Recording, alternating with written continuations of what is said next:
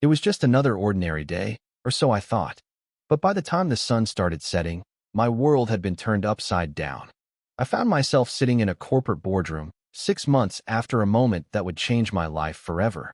Surrounded by executives, lawyers, and media, I sat there quietly in my military uniform, my medals pinned proudly on my chest, and Atlas, my German Shepherd service dog, sitting calmly at my side.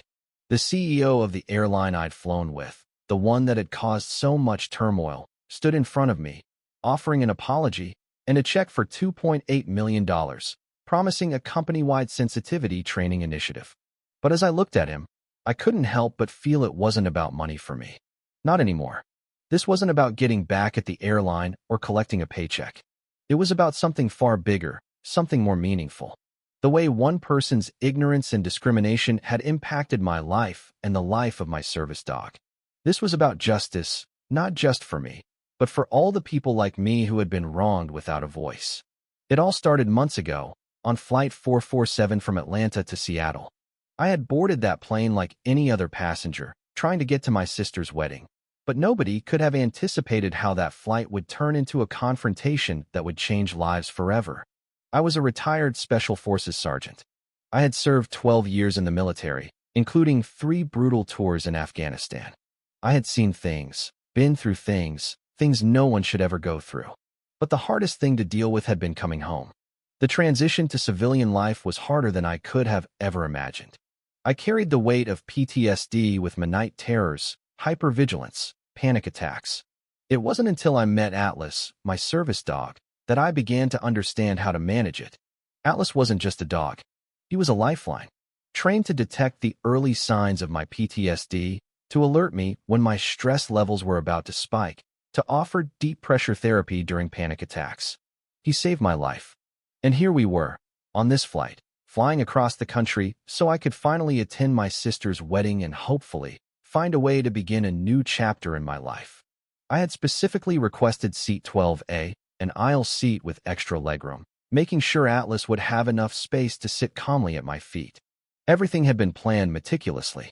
My clothes were casual, but my uniform was military precision, from the way Atlas' vest sat on his back to the way he moved at my side. I was prepared for anything, or so I thought. The flight crew seemed normal. Captain David Richardson had been flying for 20 years, his movements deliberate and methodical as he prepared for takeoff. First Officer Jennifer Walsh was focused and efficient. But then came Rebecca Patterson, the senior flight attendant.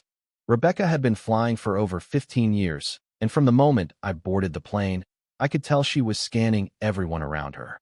She saw me, saw Atlas, and something about the way she looked at us, something about her posture told me that she didn't approve. She didn't approve of me or my dog. Now, to be fair, she didn't make any big moves at first, but I could feel her eyes on me. I could tell she was suspicious, and the longer I sat there, the more I began to notice the little things. When Atlas sat at my side, she took a moment to inspect him. Then she started questioning me. She asked for my dog's certification papers, more thoroughly than required by law. Her voice was cold. When I explained that Atlas was my PTSD service dog and handed her the paperwork, she scrutinized it as if it were a fake. She seemed to doubt everything. I was calm, though. I answered her politely. But I knew what was happening. She wasn't asking questions out of curiosity, she was doubting me. She was judging me. By now, Rebecca had started to make her assumptions. And when she asked me to move to the back of the plane, I knew things had escalated beyond reason. I'd been more than patient, but now, she was overstepping. "I'm sorry, ma'am," I said calmly, trying to defuse the tension.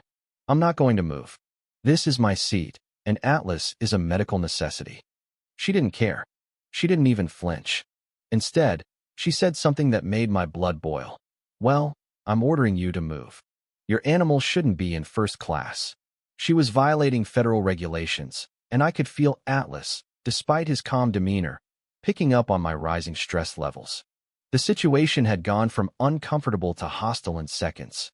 And now, people were starting to notice. Passengers were recording. I could feel their eyes on us, waiting for something to happen. They could see the tension. They could feel the injustice. Then, of course, it happened. Rebecca kicked Atlas. The sound of her boot striking him was sharp and unmistakable. Atlas yelped, and my heart skipped a beat. I froze. Every muscle in my body went rigid. I didn't need to check if he was okay. I could already see the pain in his eyes. And that's when I knew things weren't going to end well for Rebecca. I didn't react out of anger. I didn't scream. I didn't lash out.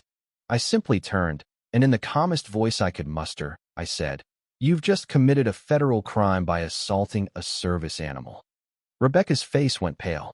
She realized that this wasn't a small misunderstanding anymore.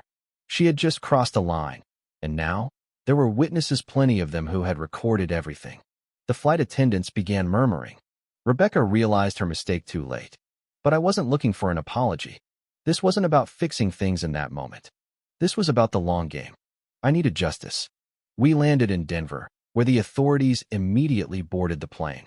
Security and federal agents arrived, and the situation began to unravel for Rebecca.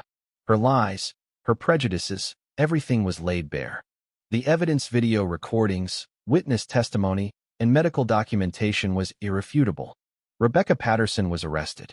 Her career, her life, unraveled in front of everyone, all because she couldn't control her own ignorance and prejudice.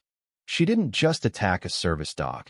She attacked a symbol of everything that was wrong with the system that people like me had been dealing with for years.